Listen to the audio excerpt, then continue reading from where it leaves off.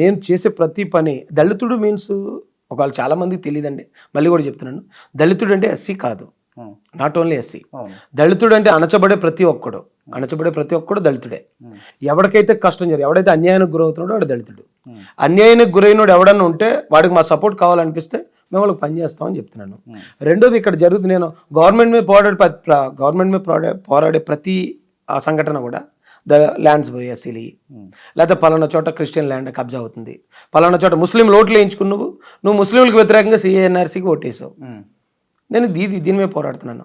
మరి అప్పుడు నేను ఏమని చెప్పాలో చెప్పండి, అదే చెప్తాను రేపటి నుంచి. ఓకే రాజేష్ భాయ్, మీరు మొదట క్రిస్టియానిటీ స్ప్రెడ్ చేయాలా, లేకపోతే వీళ్ళు అణచబడుతున్నారని చెప్పేసి క్రిస్టియన్ సంబంధించిన సంస్థ నుంచి మీరు ప్రజల్లోకి రావడం జరిగింది, ప్రజల్లో కొన్ని వీడియోలు చేయడం జరిగింది, నన్ను అన్యాయం చెప్తే పోయి పోలీస్ స్టేషన్ కన్నా ఇంకొకడ మాట్లాడడం జరిగింది. అవును, అంటే మీరు క్రిస్టియానిటీని ఎజెండాగా పెట్టుకొని ఫస్ట్ పబ్లిక్లోకి వచ్చారు. కరెక్ట్. దాని తర్వాత బహుజనవాదం తీసుకొని వచ్చారు, అంబేద్కర్ ఇదం తీసుకొని వచ్చారు, ఈ దళితులను పైకి తీసుకురావాలని తీసుకొచ్చారు.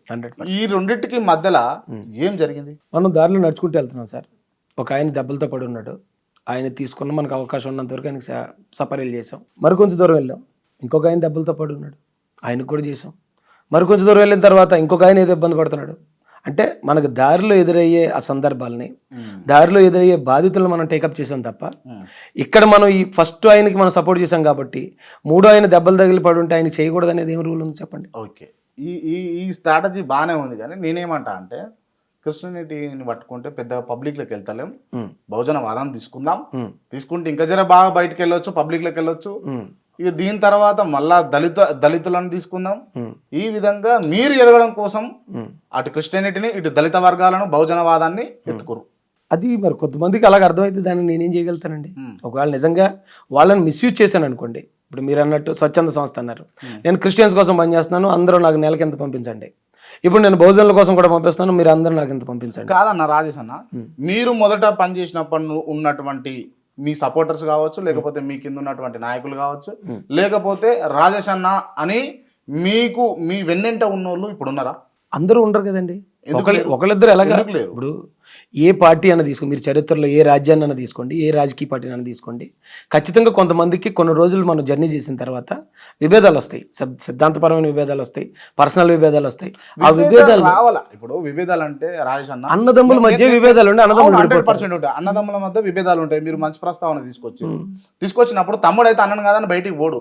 ఎందుకు ఎక్కడ చెప్తున్నారు? నేను చెప్తున్నా, అన్నదమ్ములు 10 సంవత్సరాలు 20 సంవత్సరాల నుంచి మాట్లాడుకోకుండా ఉండేవాళ్ళు కూడా. ఎందుకు అంటే అండర్స్టాండింగ్ లేక వాని తప్పు వీడు, వీని తప్పు వాడు అర్థం చేసుకుంటే వాళ్ళు కలిసే ఉంటారు. కానీ నువ్వు అన్నది కరెక్ట్ కదా అని వాడు, నువ్వు అన్నది కరెక్ట్ కదా అని వీడు, లేకపోతే నువ్వు ఎక్కువ తిన్నావని వాడు, నువ్వు ఎక్కువ తిన్నావని వీడు, ఈ మాటల వల్లనే మాత్రమే డిస్పాచ్ అవుతారు. ఎట్ ద సేమ్ మీ విషయంలో కూడా అట్లనే జరిగింది.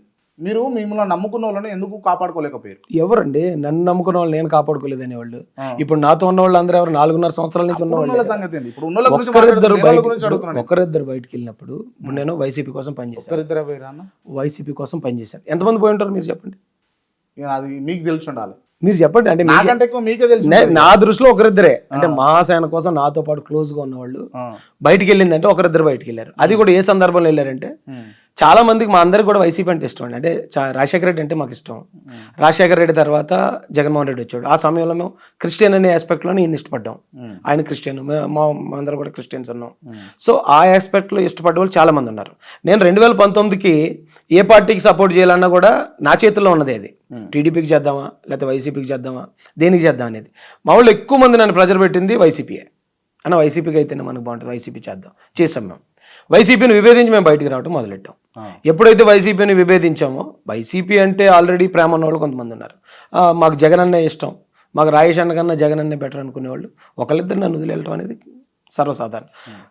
2014 ఎలక్షన్ తర్వాత 23 మంది ఎమ్మెల్యేలు జగన్నే వదిలేశారు. అతని పార్టీ మీద, అతని గుర్తు మీద గెలిచిన వాళ్ళు. ఒకళ్ళిద్దరు రాజేష్ మహాసేన్ సామాన్యుడండి నేను, ఒకళ్ళిద్దరు నన్ను వదిలేయటం అది పెద్ద విషయం ఉంటుంది. వాళ్ళు వదిలేసిపోతే నాకేం ప్రాబ్లం కానీ మీరు వదిలించుకుంటేనే ప్రాబ్లం. నేను వదిలించుకోవడం అనేది ఇప్పుడు వరకు జరగలేదండి. ఎవరినన్నా మీరు అడగండి, నువ్వు రేపటి నుంచి మహాసేనలోకి రావద్దు అనేది ఈ 2017 నుంచి ఇప్పుడు దాకా ఒక్కతో కూడా నేను అనలేదు. ఇప్పుడు ఓకే. వాళ్ళ అంటే వస్తాయి, భేదాభిప్రాయాలు వచ్చాయి. కొంతమంది నన్ను అపార్థం చేసుకున్నది ఉంది. నేను దానికి అపార్థం చేసుకుని ముందు వాళ్ళ మాటలు బయటికి పబ్లిక్ చేసుకున్నారు. దాని తర్వాత నేను చూపించిన ప్రూఫ్లు అది కరెక్ట్ కాదు, ఇదిగో ఇది జరిగింది అని చెప్పిన. ఇక వాళ్ళ ఆ మాటను వెనక్కి తీసుకుంటే మరి అంతకుముందు చేసిన ఆరోపణలు వాళ్ళంతా తప్పుగా చేసినట్టు వాళ్ళు ఒప్పుకున్నట్టు అవుద్ది కాబట్టి ఇక వాళ్ళు స్టిక్ అని అయిపోయారు. ఓకే, ఇంకో ప్రశ్న స్ట్రేట్గా అడుగుతాను. ఇప్పుడు రాజేష్కు ఎంత ఆస్తుంటుంది? ఇప్పుడు అదే 5 ఎకరాలే ఉందండి నా దగ్గర 5 ఎకరాలు అండి. కానీ బంగళాలు, ఫ్లాట్లు, 100 ఎకరాలు రాజేష్ పేర్ల పైన ఉన్నాయి, రాజేష్కు గిఫ్ట్లు వచ్చినాయి అని చెప్పేసి ఉన్నారు. నా పేరును ఉండక్కర్లేదండి. అంటే నా పేరును అంటే బినామీలు అంటారు కాబట్టి మీరు అలాగే నెక్స్ట్ డే లెగ్ నా చుట్టుపక్కల ఉన్న ఏ ఒక్కరి పేరునన్నా ఎక్కడైనా బంగ్లాలు కానీ మీరు అన్నట్టు ప్యాలెస్లు కానీ ఏది ఉన్నా సరే మీరు చూపించి మీరు తీసుకోండి, హ్యాండ్ ఓవర్ చేసుకోండి. నా పేరున, అది కూడా నా ఇల్లు కూడా నా పేరున లేదు, మా అమ్మ పేరునే ఉంది అది ఇప్పటికనే. నా దగ్గర ఉన్న 5 ఎకరాలు నా తమ్ముడు నాకు వస్తుంది, అది కూడా ఇప్పటికీ నా తండ్రి పేరునే పాస్బుక్ ఉంది. రాజేష్ మహాసేన పేరుని ఇప్పుడు మొన్న కొన్న ఆడి కారు ఒకటి తప్ప, నా భార్య పేరునే నా కారు ఒకటి పోయింది అది ఆల్రెడీ, ఆ కారు ఒకటి తప్ప నా పేరున, నా భార్య పేరునే కాదు, నా చుట్టూరు ఉన్న నా అనుచరుల పేర్లు కూడా ఏ ఆస్తులు లేవు. అలాగంటే మరి చుట్టూరా లేని వాళ్ళు వెనకాల పెట్టారేమో అంటారు. అంటే ఇక విమర్శలకు హద్దు లేదు. అలాంటి ఆస్తులు ఏమైనా ఉంటే నాకు చూపించి మీరు తీసుకోండి, నాకు చెప్పి మీరు తీసుకోండి. ఓపెన్ ఛాలెంజ్ ఇది ఇప్పటి వరకు ఉన్న పరిస్థితి.